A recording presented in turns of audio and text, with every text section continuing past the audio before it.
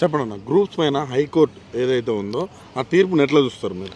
నిన్న హైకోర్టు ఇచ్చిన తీర్పుని మేము అందరం నిరుద్యోగులం, యావత్తు తెలంగాణలో ఉన్న నిరుద్యోగులం కూడా స్వాగతిస్తున్నాం అన్న. ఎందుకంటే ఈ కాంగ్రెస్ గవర్నమెంట్ పారదర్శకతతోటి ఎగ్జామ్లు పెడుతున్నామని ఒక మాట అన్నది.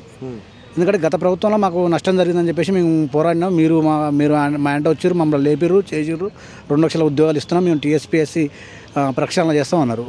మరి ఒక టీఎస్పీఎస్సీల ప్రక్షాళన జరిగిన తర్వాత మేము తప్పు జరిగిందని 100 సార్లు చెప్పినా లేదు, మేము పారదర్శకంగా ఎగ్జామ్ నిర్వహిస్తున్నాం అని చెప్పిర్రు. కానీ ఈరోజు అదే హైకోర్టు నిరుద్యోగుల పక్షాన ఒక తీర్పు ఇచ్చింది. అంటే ఇక్కడ మీరు పారదర్శకంగా పనిచేసిర్రా ప్రశ్న మీకు కాంగ్రెస్ పార్టీ ప్రశ్న ఏంటంటే, మీరు నిజంగా పారదర్శకంగా పనిచేస్తే ఈరోజు ఈ సమస్య ఎందుకు వస్తుంది? తీర్పు అయినా ఇప్పటివరకు కూడా ఏ నాయకుడు కూడా మాట్లాడలేదు. దాన్ని ఎట్లా చూస్తారు? తప్పు చేసారు కాబట్టి సైలెంట్ కూరన్నా. తప్పు చేయకపోతే చెప్పేటోళ్ళు. ఎందుకంటే ఇప్పుడు ఒకటన్నా మేము ఒక వీడియో కూడా చూపెడతాము.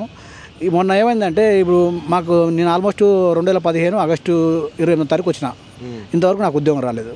ఆ గ్రూప్ 1 జాబ్ వచ్చి నేను ఒక అంటాడు 90 రోజులలో గ్రూప్ 1 సిలబస్ అయిపోద్ది అంటాడు.